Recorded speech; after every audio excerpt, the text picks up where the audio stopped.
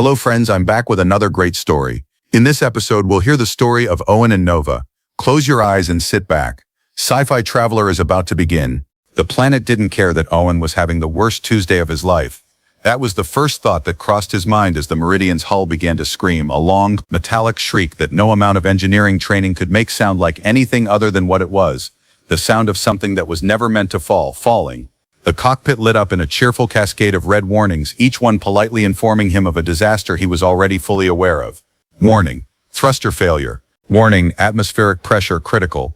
Warning, hull integrity compromised. He had always found it philosophically troubling that spacecraft were designed to be so courteous about catastrophe. I know, he said out loud, to no one. The planet below, designated only as Aethon in the exploration logs, a single cold word for something that deserved far more syllables, rose toward him with the calm indifference of something that had existed for billions of years and had absolutely no opinion about one more thing crashing into it.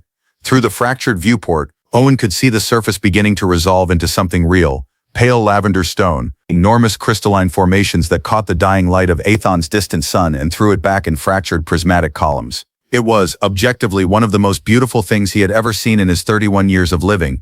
He would have appreciated it more under different circumstances. The impact when it came was not the clean cinematic variety. It was a long, grinding, deeply undignified series of jolts and lurches that sent him sideways into the navigation console, then backward into his harness, then somewhere in a direction that geometry didn't have a clean name for. The Meridian carved a ragged scar through pale soil and shattered crystal before stopping against the base of a formation that rose above the wreckage like a cathedral spire. Enormous, silent, and utterly unmoved by having just had a spacecraft driven into its base. Owen sat in the wreckage for a moment. He counted his fingers. 10. He considered that a reasonable start. The emergency hatch gave way on the third kick, and he half climbed, half fell out onto Aethon's surface, where the air hit him with the cool clarity of something thin and clean. Breathable, barely, the atmospheric analysis had said. His lungs confirmed this in the least enthusiastic way possible. He straightened, pressed a hand to the gash along his ribs that was going to be spectacular in about 20 minutes, and looked around. The landscape was unlike anything in the survey images. The crystalline spires rose in every direction, some as narrow as a man's arm, and twice his height, others broad as ancient trees and towering into the pale sky. They caught and scattered the light so completely that shadows barely existed here, only gradations of lavender and silver and something that was almost gold. It was the kind of place that made a person feel very small and surprisingly grateful for it. A sound, not from the wreckage, from somewhere to his left, low and irregular, a soft, desperate kind of sound, something between a whimper and a breath. Owen turned toward it without thinking, which was, according to his commanding officer back on the Meridian's parent station, his most consistent professional failing. He didn't assess. He didn't calculate. He simply moved toward whatever needed moving toward. He found it wedged beneath a fallen crystal shard, roughly the size of a large cat, six-limbed, covered in pale iridescent scales that shifted between colors as it breathed. One of its forward limbs was bent at an angle that made Owen's own ribs ache sympathetically. It looked up at him with four amber eyes and made the sound again. He sat down in the ash. He reached into the emergency kit that had, against all reasonable expectation, followed him out of the hatch still attached to his belt. He found the compression wrap. He tore a longer strip from the hem of his jacket for padding, the jacket that had cost him 3 months of junior surveyor salary and that he was now calmly destroying on an alien planet, and he began carefully and without hurry to do the only thing that seemed worth doing. He had no idea she was there. Nova had walked through the smoke alone, against the explicit counsel of General Caius, against protocol, against the weight of every structured instinct a century of rule had built into her. She had walked because she always walked toward things that her generals called dangerous, and her advisors called unwise, and because in 100 years she had not yet found a reason compelling enough to stop. She stood 12 feet behind the human and watched him. He was talking to it, she realized, quietly in his own language, a low and even murmur, not panicked, not performative. Simply talking, the way one talked to something frightened, in the tone that meant I am not a threat, I am not leaving, take your time. The creature had stopped struggling. Its amber eyes were fixed on his face.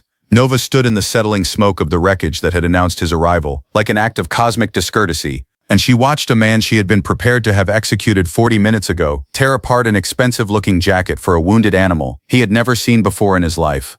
Behind her 1,000 soldiers waited in perfect armored silence. She turned, she raised one pale hand, and she pointed. Nobody told Owen what the pointing meant. This was in retrospect a significant oversight on someone's part. One moment he was kneeling in the ash with a six-limbed creature that had begun cautiously to lean its scaled head against his knee, and the next, he was surrounded by soldiers in crystalline armor that caught the light and threw it in directions that made his eyes feel personally insulted. They were tall, all of them, and they moved with the particular efficiency of people who had rehearsed consequence. Their weapons were long and tapered and hummed at a frequency. Owen felt more in his back teeth than his ears. He raised both hands slowly. The creature beside him made a sound of protest. "It's fine," he told it, in the tone he was no longer sure was convincing anyone. "Probably fine." The soldiers didn't touch him roughly. That was the first surprise. They formed a corridor rather than a cage, and the implication was clear enough: walk. And walk in this direction. But there was no grip on his collar, no weapon pressed between his shoulder blades. He walked. He considered this either a very good sign, or the kind of courtesy extended to someone whose outcome had already been decided, and therefore required no further intimidation. He was escorted through a landscape that under any other circumstances he would have stopped to document obsessively. The crystalline formations grew denser as they moved, taller and more elaborate, some of them clearly shaped by intention rather than geology, arches and channels and what appeared to be a functioning aqueduct system running with liquid that was not quite water, something more luminescent, something that hummed faintly in the same register as the soldiers' weapons. The ground beneath his boots was pale stone polished to near mirror smoothness, and the sky above had shifted from lavender to a deep bruised indigo as Aethon's sun descended behind the spires. Owen catalogued everything. It was a nervous habit and also technically his job. He did not see her again until the palace. He wasn't sure palace was the right word. It implied something built, something assembled with intent and ceremony. What stood at the center of the spire formation looked more like something that had grown, a vast crystalline structure of interlocking geometries, translucent in some places and opaque in others, with interior light that shifted slowly between colors that had no agreed-upon names in any human language. Owen spoke. It was the most alien thing he had seen since arriving, which, given the day he'd had, was a considerable achievement. He was brought to a room that was either a throne room or the most dramatic sitting room in the known universe. The ceiling was 30 feet high and faceted like the interior of a geode. The floor was warm underfoot in a way that suggested either heating elements or something Owen preferred not to think about. And at the far end of the room, in a chair that was less a throne than an act of architectural ambition, sat the woman who had pointed at him. He recognized her because she was the only person in the room not in armor. She was watching him with an expression that conveyed absolutely nothing, which he found deeply unnerving. She had the careful stillness of someone who had spent a very long time learning which reactions to withhold. Her hair was the color of Aethon's night sky, that same deep indigo, almost black, and her ears came to elegant tapered points that caught the ambient light of the room with the same casual efficiency as everything else on this planet. She was objectively striking. Owen's brain registered this and then immediately returned to the more pressing question of whether he was about to be executed. A figure to her left, older, severe, wearing the expression of a man who had filed strong objections that had been cheerfully ignored, spoke in a language that Owen's translation implant needed 3 full seconds to render, which was 2 seconds longer than it usually took, and suggested the language was doing something grammatically ambitious. "You are in the presence of Nova, Queen of Aethon, first of the crystalline accord, keeper of the resonant spires. You will speak only when addressed. You will not move without permission. You will not look directly at." "It's fine, Caius," said the queen. Her voice in translation was precise, unhurried, the voice of someone who had never once needed volume to be heard. Caius pressed his mouth into a line that suggested he had several further items on his list, and was being denied the opportunity to deliver them. Owen lowered his hands slowly, because they were starting to ache from being raised, and because she'd said it was fine and she was by all available evidence the person whose opinion mattered most in this room. He looked at her directly, which Caius had specifically forbidden, and said the first thing that came to mind. "I'm Owen. I'm a surveyor. My ship was the Meridian, registered out of the Kepler 9 station. I'm not a soldier, I'm not an advanced scout, and whatever your generals think I was sent here to do, I genuinely wasn't sent here to do it. I was mapping mineral resonance patterns in the outer belt when my navigation array decided to have a personal crisis." A beat of silence. "A personal crisis," Nova said. "That's the technical term." Something moved at the corner of her mouth. It arrived and departed so quickly that Owen couldn't be certain it had happened at all, and he got the strong impression that she was not certain either, and that this uncertainty was new to her. She regarded him for a long moment with those steady, unreadable eyes. "You were treating one of the spire fauna," she said. "When I found you, it was hurt. It was also capable of a bite that dissolves calcium," she said. "You were not concerned." Owen considered this information as it applied retroactively to the last hour of his life. "I didn't know that," he said. "Honestly, No, she said, and this time he was certain, faint. Brief but certain. You didn't. Owen slept in a room that was probably a guest chamber and possibly a very comfortable holding cell. The distinction, he decided by the second hour of lying on a sleeping surface that was either made from compressed crystal fiber or the crystallized good intentions of a civilization that took hospitality seriously. Didn't matter as much as he'd initially thought. The room was warm. The ceiling did the slow color shift thing that seemed to be Aethon's version of ambient lighting, deep blue cycling gently towards something like green and back again. There was a vessel of that luminescent liquid on a low table near the door. He had smelled it carefully, run the only functional scanner remaining on his belt across it, and determined it was probably safe to drink. He drank it. It tasted like cold water with the memory of something floral, and it was the best thing he had consumed in approximately 18 hours, which said something about both Aethon's hospitality and the quality of the Meridian's emergency rations. He was not restrained. He was not guarded, or rather he suspected he was guarded in ways he couldn't detect, which was either more sophisticated or more ominous than a person standing visibly outside his door. Probably both. He was learning, a recurring theme on Aethon. Things were happening in registers he didn't have the instruments to measure. He thought about Nova. Not in the way that required examining too carefully. He was stranded on an alien planet with a crashed ship and a rib that had developed into something spectacular, which was sufficient cognitive load for one evening, but in the way of a man trying to understand a variable he didn't have enough data to classify. She had pointed at him in front of 1,000 soldiers. The translation implant had been unhelpfully silent on what precisely that meant, and Caius's continued expression of barely managed outrage suggested it meant something significant enough to outrage a person who appeared professionally outraged as a baseline. He fell asleep before he resolved it, which was probably the most sensible thing he'd done all day. In the morning, or what passed for morning, on a planet where the sky shifted from indigo to a pale, luminous amber over the course of what his internal clock suggested was about 4 hours, young attendant arrived with food and an expression of profound curiosity that she was clearly attempting to suppress with the same energy a person used to hold a door closed against wind. She was perhaps 16, with the same pointed ears as everyone Owen had seen, and she set the tray down and then stood very still and stared at his ears. He touched one self-consciously. Rounded, he confirmed. All the way around. I know. She pressed her hand over her mouth and left with impressive speed. The food was strange and surprisingly good. Something gelatinous that tasted faintly of citrus. Something dense and grainy that tasted of nothing but had the deeply satisfying texture of something that meant business. And a small dish of what appeared to be crystallized, something that dissolved on the tongue into a sweetness so clean it felt like an apology for every mediocre dessert he'd ever eaten. He was finishing this when Nova appeared in the doorway without announcement, without ceremony, and without Caius, which felt significant. She looked at the empty tray, then at him. You ate the resonance salt, she said. The little crystal dish? Yes, it was excellent. It's a digestive aid, she said. For Aethon fauna, it regulates crystalline intake. In humans, we have no data on the effect. Owen sat with this information. How long before we'd have data? Probably soon, she said, and he was almost certain that was deliberate. She entered the room without asking permission and without requiring it. The room rearranged its significance simply by her being in it, the way a stage clarifies which direction is forward. She moved to the far side and stood at the narrow window that looked out over the spire formations, pale light catching the line of her ear, her profile composed and still. I've sent a preliminary communication to your registered station, she said. They will know you're alive. The relief was physical. He let it pass through him quietly. Thank you, he said, and meant it in a way that required no elaboration. She acknowledged this with a slight incline of her head, the gesture of someone accustomed to gratitude and not particularly nourished by it. Your vessel is not recoverable, she added. The impact destabilized the crystal formation at the third meridian.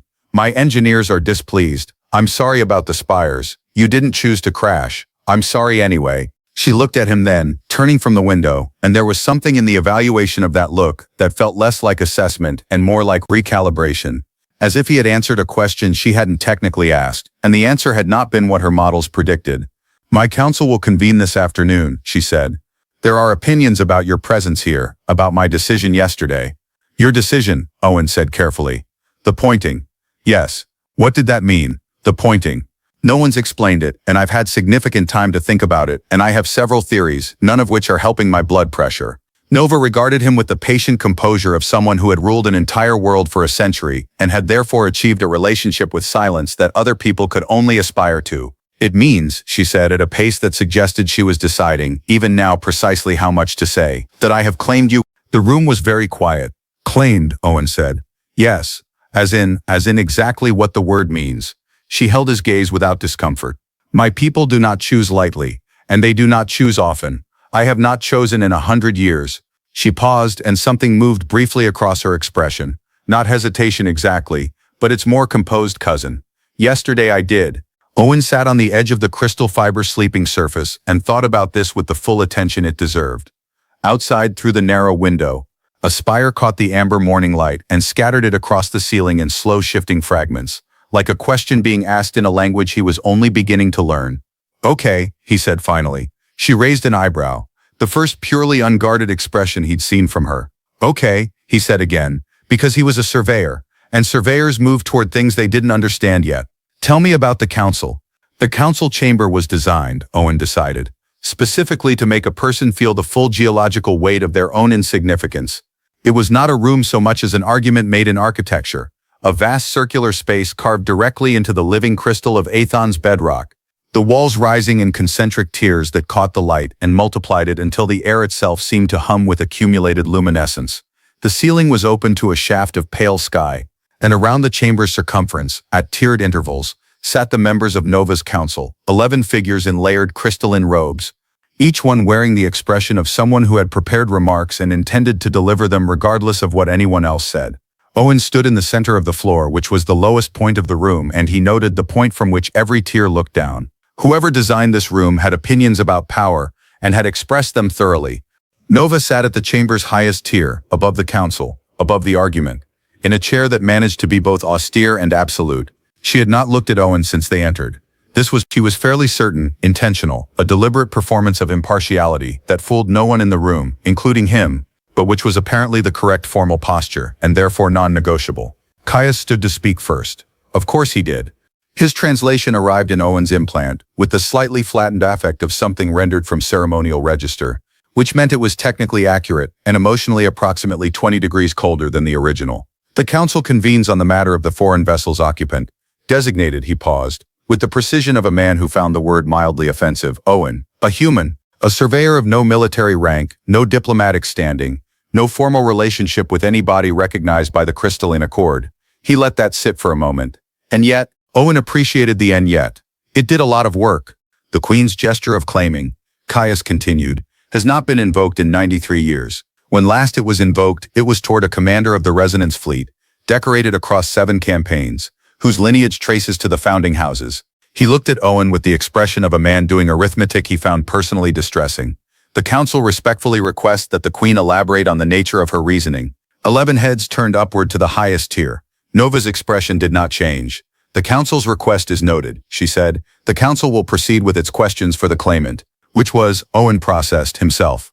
A woman 3 tiers up, angular features, silver-streaked hair, the focused energy of someone who had been skeptical before she arrived and had done preparatory work to ensure the skepticism was airtight, leaned forward. You have no knowledge of Aethon's culture, its history, its resonance systems, or its accord. You have no standing. You crashed into our 3rd meridian spire formation. In what possible sense are you a suitable choice for the Queen's claim? Every single person in the room looked at Owen. He considered his options. There were several versions of this moment available to him. The diplomatic version, the conciliatory version, the version where he said as little as possible and hoped context would do the heavy lifting. He thought about all of these in approximately 1.5 seconds and then said, with the genuine honesty of a man who had never convincingly performed a version of himself he wasn't, I don't know. I think that's a fair question. Silence. He continued, because silence in a room this size had a momentum to it that required active resistance. I don't know your culture or your history the way your people do, and I won't pretend otherwise, because you'd see through it immediately and then we'd all have wasted time. My ship is a wreck. My diplomatic credentials are non-existent. I tore up a jacket that I genuinely liked. He paused. What I can tell you is that I'm not here to take anything, survey anything I haven't been invited to survey, or represent anybody with a political interest in Aethon. I crashed. I found a hurt animal. I helped it because it needed help. Beyond that, I have no explanation for why I'm standing in the middle of this room, and frankly, neither do you. He looked at Caius. And neither does the Queen, yet, which I think is a different kind of answer. The chamber was quiet in a way that was different from before. Not the silence of dismissal, but the more complicated silence of a room recalibrating. Caius looked like a man whose airtight case had developed a slow, inconvenient leak. The silver-haired woman was watching Owen with an expression that had not become friendly but had shifted fractionally into something more like interest, which felt like a meaningful distinction. From the highest tier, Nova said nothing, but Owen, without looking at her, had the distinct and unscientific impression that she was less still than she had been a moment ago. The questions continued for a long time. They asked about human governance, about the Kepler-9 station, about Earth. How far, how many, what intentions? Owen answered everything directly, corrected 2 things he'd initially stated imprecisely, and admitted 3 times that he didn't know. Caius found the admission suspicious. The silver-haired woman, whose name the translation gave as Ciel, found them apparently less so. At the end, when the formal session had concluded, and the council members were filing out with the energy of people who had unresolved feelings, and a corridor in which to express them, Ciel paused beside Owen. She studied him for a moment with the unhurried attention of someone who had spent a long time learning to read things. "You said you have no explanation for why you're standing in this room," she said. "That's right. Neither did the commander 93 years ago." She considered something. He spent 6 months trying to explain it. She looked at Owen with an expression that was not quite a warning and not quite advice. Nova doesn't need explanations. She needs people who don't require her to have them. She left before he could respond, which he suspected was intentional. He stood alone in the emptied chamber, surrounded by light refracted through 1,000 crystal facets, and thought about a woman who had ruled a world for a century, who had not chosen anything in all that time, and who had chosen him while he wasn't looking. Outside, somewhere in the palace, a door opened and closed with the soft, resonant tone of crystal settling, a sound he was beginning to understand, that this world made when something shifted into a new position and intended to stay there. 3 days into his residence in the Crystal Palace, Owen learned 2 things about Aethon that no survey log had prepared him for. The first was that the spires sang at dawn. Not metaphorically, the crystalline formations responded to the precise frequency shift of Aethon's rising sun, with a resonance that traveled through the bedrock, up through the palace floors, and into the soles of a person's feet before it reached their ears. It was the most profoundly strange thing Owen had ever experienced, and he had experienced it 3 mornings in a row now, standing barefoot on the warm stone of his window ledge with the amber light coming in sideways and the whole planet humming quietly beneath him like something immeasurably old, reminding itself it was still alive. The second thing was that Nova walked the outer corridors alone every evening, after the council retired and the attendants withdrew, in the particular silence of someone who had learned to need solitude the way other people needed air. He knew this because on the second evening he had wandered those same corridors himself, directionless, restless, his rib down to a manageable ache, his mind doing the thing it did when it had too many variables and insufficient data, and had nearly collided with her at the junction of 2 passages where the crystal walls thinned to translucency, and the last of the day's light came through in long pale columns. She had looked at him with the expression of someone whose private territory had been peacefully invaded by a person too oblivious to know he was doing it. "Sorry," he'd said. "I didn't know this was, I'll go a different way."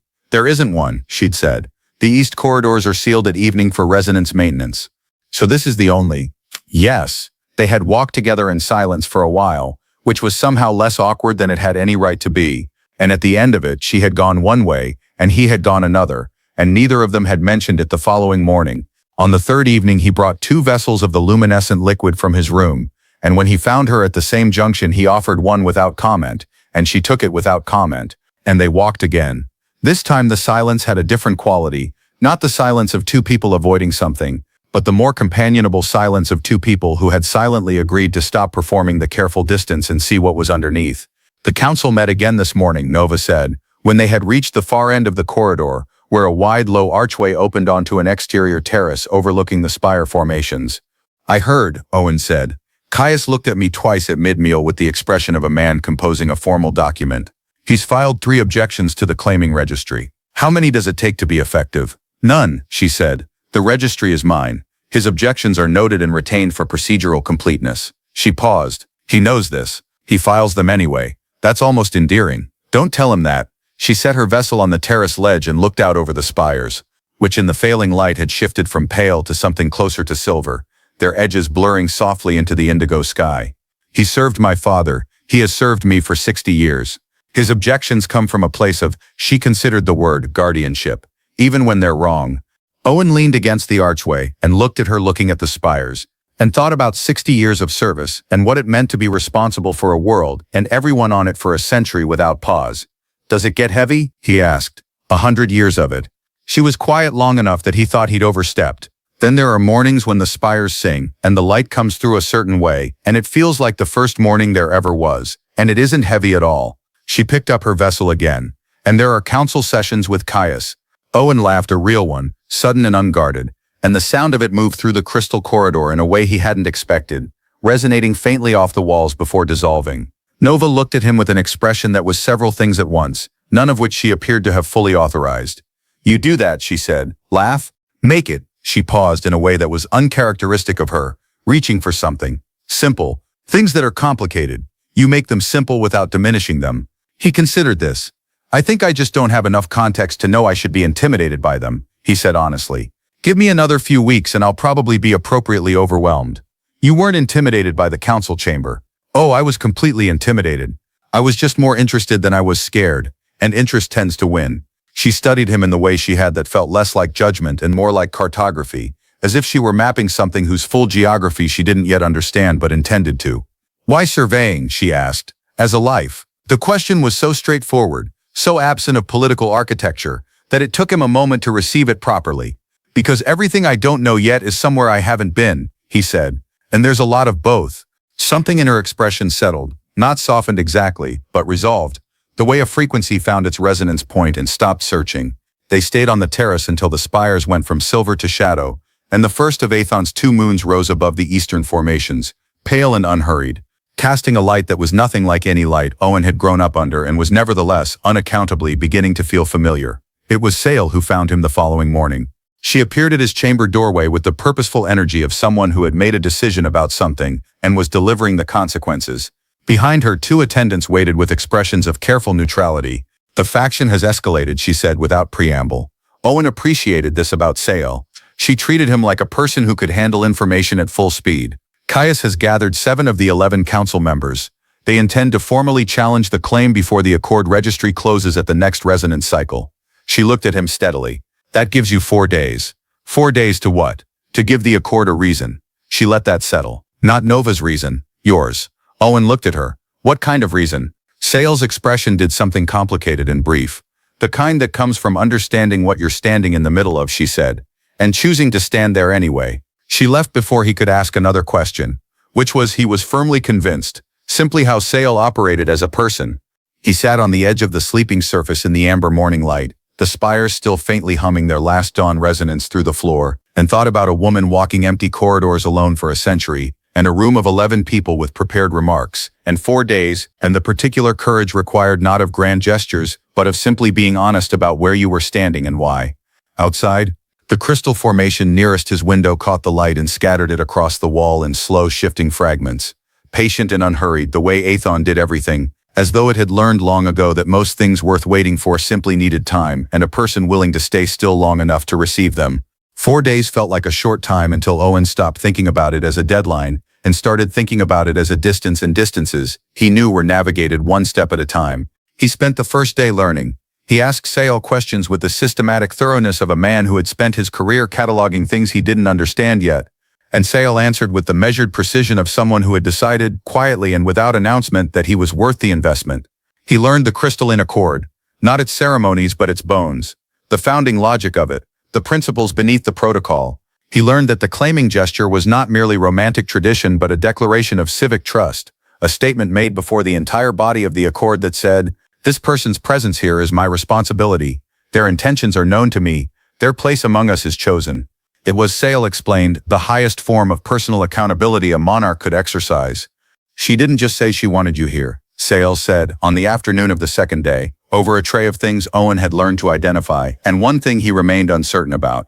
She said she would answer for you, with her name, before everyone. Owen was quiet for a moment. She did that before she'd spoken a single word to me. Yes, Sail said simply. He thought about that for the rest of the afternoon and into the evening, when the spires shifted to silver and the corridors emptied and he found Nova at the junction again, as he had known he would. She was already holding 2 vessels of the luminescent liquid. She handed one to him without comment, and he understood that this too was a form of language, one she had chosen, deliberately in a vocabulary that required no translation implant. They walked to the terrace. The moons were both up tonight, the larger one haloed faintly by the particulate shimmer of Aethon's upper atmosphere, and the spires below threw their light back doubled, so the whole landscape seemed to exist in conversation with itself. "I know about the 4 days," he said. "I know you know," she said. "I've been thinking about what to say to the Accord." "I know that too." She looked at him with those steady, careful eyes. "You don't have to say anything. I can manage Caius. The registry. Nova." It was the first time he had used her name without the buffer of formality or context. Just the name alone, and it landed in the air between them with a quiet weight that made her go still. "I want to say something. Not for the Accord." He looked out at the doubled moonlight on the spires. "For you." The terrace held its silence generously. "You answered for me before you knew me," he said. "In front of everyone. With your name. I've been trying to understand that, and I think the honest answer is that I can't fully, not yet. I don't have 100 years of context for what that costs." He turned to look at her. "But I understand what it looks like when someone sees something true about a person before that person has shown it clearly. My father used to call it grace, the kind that moves first." Something in her expression shifted, not broke, nothing so dramatic, but opened. The way a door that has been closed for a very long time opens when someone simply tries the handle without forcing it. "Owen, I'm not finished," he said, gently. "I came here by accident. My ship failed. My navigation array had its personal crisis. I crashed into your third meridian spire, and I'm genuinely still sorry about that. None of that was chosen." He paused.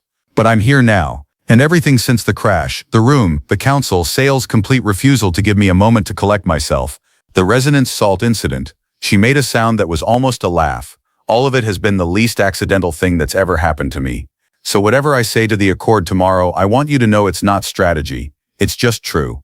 Nova looked at him for a long time. The moons moved by some fraction of their arc. The spires hummed their faint perpetual frequency through the stone beneath their feet.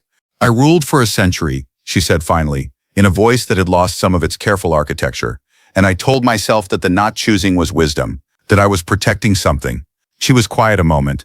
"I think I was protecting myself from the possibility that I might choose wrong. And then you were simply there, tending to a creature that could dissolve your bones, talking to it softly, not because you calculated it was safe, but because it was frightened." She looked down at the vessel in her hands. "I don't know how to explain 100 years of waiting, and then a moment of absolute certainty. I'm not sure I want to explain it." "Then don't," he said. "Sael told me you don't need explanations. I think that goes both directions." The almost laugh became real this time, quiet and brief but entirely unguarded.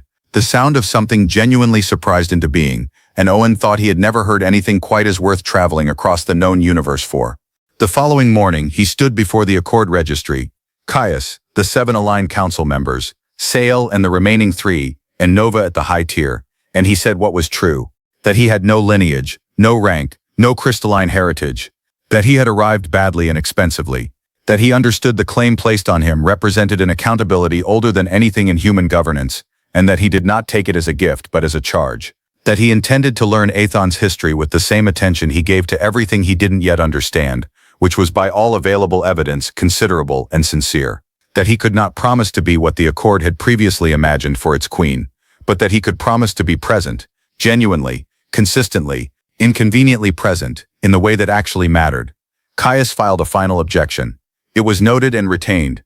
Sael voted in favor, so did the 3 remaining members. Then, one by one, with the slow tidal reluctance of a room that had argued hard and found its argument had run out of ground, 4 of the 7 aligned members crossed the floor. The registry closed. Afterward, in the corridor outside the chamber, Caius stopped beside Owen, with an expression that had traveled a very long way from its starting point, and arrived somewhere neither of them had expected.